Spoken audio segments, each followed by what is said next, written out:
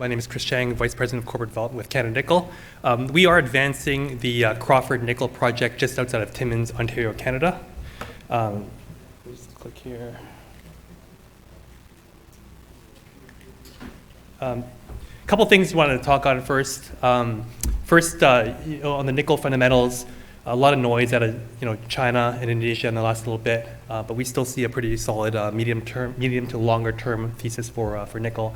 We'll touch on that a little bit in the slides. Secondly, we welcomed Anglo American as a strategic investor in March of this year. They own just under 10% of our company. We announced our feasibility study results in October of this year. Pretty happy with where we landed in terms of the NPV. It's increased to about $2.5 billion on an after-tax basis with 17% IRR. This includes a government tax credit from the critical metals funding incentives. We do have optionality to get into the carbon storage as well, tax credits, which would improve our NPVs even further. This is over a 41-year mine life, so it's a very long life asset. In addition to that, Crawford has the second largest nickel reserve globally. That includes both sulfides and laterite ore. Once in production, we will generate over $500 million worth of free cash flow, producing at peak 48,000 tons of nickel per year, with byproduct cobalt and iron. In addition to producing a lot of nickel, we are also one of the largest carbon storage facilities in all of Canada. We will be able to store over 1.5 million tons of CO2 per year, and that not only provides us with additional revenue, but it opens up a lot of doors in terms of government funding and opportunities there as well. Our permitting is well underway. We're about a third of the way through the permitting process. We hope to file our environmental impact statement by the middle of next year, followed by a decision from the federal government in the middle of 2025, where we expect to get our permits, and then we'll kick off a 2-year construction period that gets us into production by the end of 2027. Crawford is our most advanced project, but we also have a number of different targets in the Timmins district that we've also consolidated. We think that those targets are much larger than Crawford itself, and we'll get more into the regional exploration potential in the presentation. As far as capital structure goes, I've mentioned that Anglo American just owns under 10% of our company. Management owns 5% of the board, but including the founders and friends and family of the company, we have a line of sight to where about 40% of the stock sits. And currently, in terms of cash, we have access to over $24 million of cash available. We have a bridge loan that's out there as well for about $16 million of that. In terms of the team is led by Mark Selby, the CEO. You've probably seen him or speak in the past, but he's an ex-Inco executive.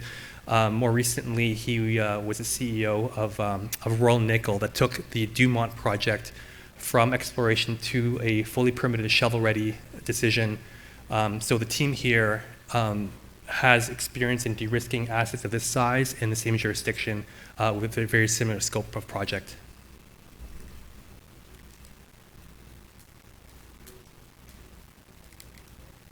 Okay.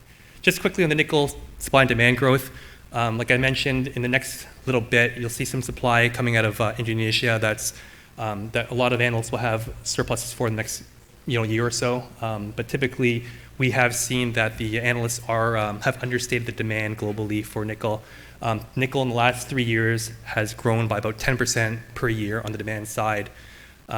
You're seeing some analyst forecasts now catch up in terms of where 2030 will sit, and we expect basically the nickel market to almost double by 2030.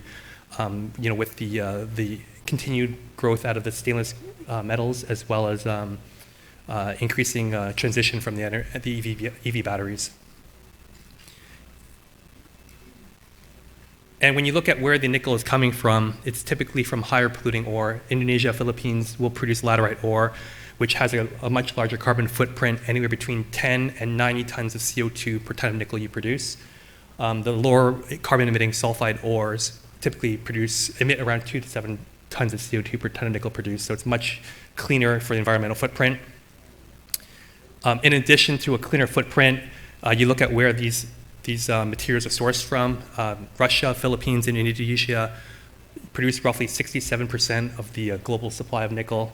That's higher than the peak of OPEC at 54%. And when you look at these jurisdictions, they're higher risk. They're often renegotiating royalty regimes and tax regimes, so it's pretty nice to have an asset located in Timmins where most of that is pretty stable.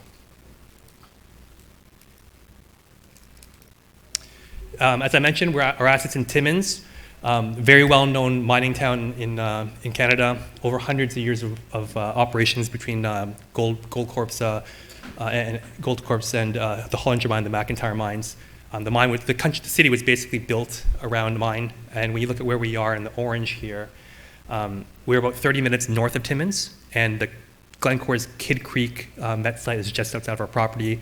There's access to rail almost onto site. In terms of power, it's sourced from hydro and nuclear, so very clean power, and you have access to about 40,000 people that live in the city that are very versed with mining and resource development.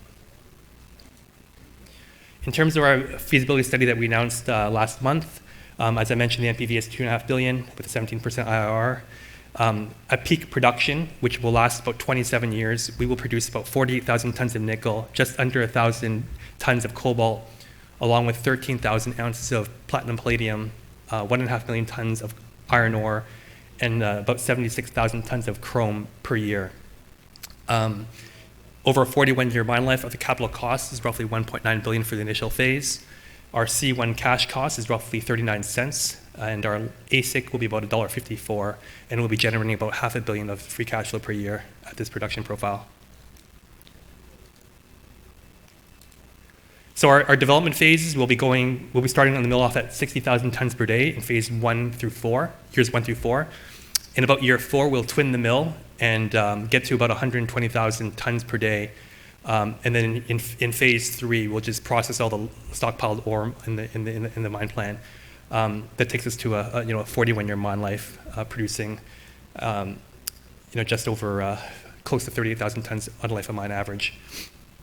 But where does this put us in the cash cost? At 39 cents, our asset is in the front end of the first quartile of the global cost curve around for nickel. And even on a carbon emissions basis, Crawford, excluding the treatment that we will be getting into in terms of how we can get ourselves to net zero, but just on an emissions basis, we emit about 2.3 tons of CO2 per ton of nickel, and that's again on the front end of the emissions curve. At 3.8 million tons of nickel, we have the second largest nickel reserves globally. And at peak production, if we were in operations today, producing 48,000 tons of nickel per year would make us a top 3 nickel producing asset globally among sulfide operations. And we've also increased our measured and indicated resources by about 74% year over year. That takes us to 6 million tons, again, a top 2 to 3 ore body and nickel reserves globally, or resources globally. So I mentioned a bit about this carbon storage program we have, and our rock type is ultramafic with a high level of brucite. And what we've noticed is that when the brucite reacts with the CO2, a chemical reaction occurs where a magnesium carbonate forms, and that's that white coating that you see on the bottom part of that ore there. That happens naturally, and what we've done is we've developed a process whereby we take CO2 and inject it into the processing as the nickel is being processed through the slurry, and we intensify carbon. We just shoot carbon basically into the slurry, and we've been able to get to net neutral within 3 hours of this process. So we estimate that we can store about 1.5 million tons of CO2, and our consultants have estimated at least $25 per ton that we can receive of revenue for the storage material. So that's basically 40 million of revenue that we now are able to receive from this on the lower end. And not only that, it opens us up to part of the Canadian federal tax incentives whereby we can apply for the carbon capture and storage program fundings that could potentially give us an additional 37 to 60% of our capital credits back.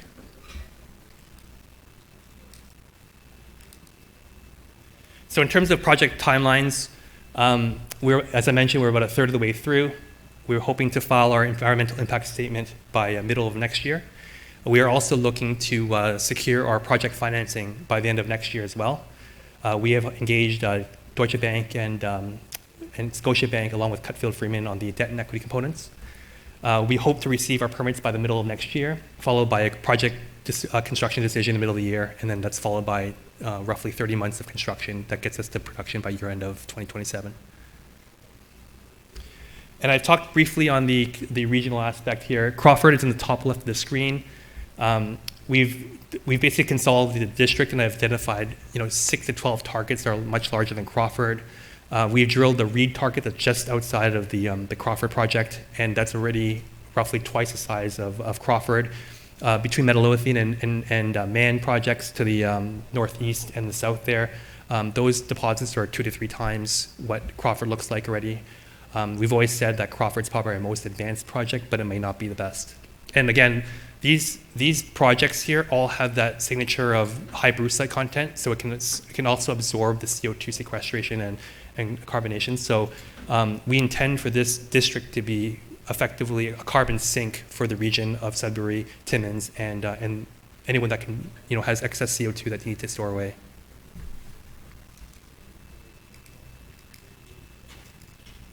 And this is the Texmont mine. We recently acquired this mine in March of this year. This was a past producing mine that operated as recently as the 70s, and the idea here is that we can get this into production by as early as 2025. We've put about 30 holes, maybe a little bit more now, but maybe roughly 30 holes in the Texmont. They've graded between 1% and 3% nickel. It's higher on the petlandite side, so you'll see nickel recoveries closer to 80-85%, along with a pretty clean con, anywhere between 18 to 28% concentrate grades. We think, this was previously mined as an underground. We've looked at it from an open pit scenario now. We're hoping to get a resource and PEA out by year end. We're still on track for that. And we, internally, we think maybe you can get 3,000 to 5,000 tons of nickel out of here. So in terms of, the M&A sector, it's been pretty active with effectively 2 groups buying out the sector. Anything that's large and sulfide related has been, and it's been known for about 10 years, has been taken by, Wyloo or BHP in that process. And if you look at the transaction sizes here, they've typically been transacting for over $1 billion. So in terms of our next piece of news flow, we are hoping to be able to announce an offtake agreement before year end. That's where our next pocket of funding should come from. I know a lot of people think the equity is the route, but we're hoping that the offtake agreements will be the solution to they'll come before year end. Still on track for the resource and the PEA for Texmont, and we'll hope to get some First Nation agreements, more news around that along with next year. So that's it for my formal remarks. Thank you, everyone here.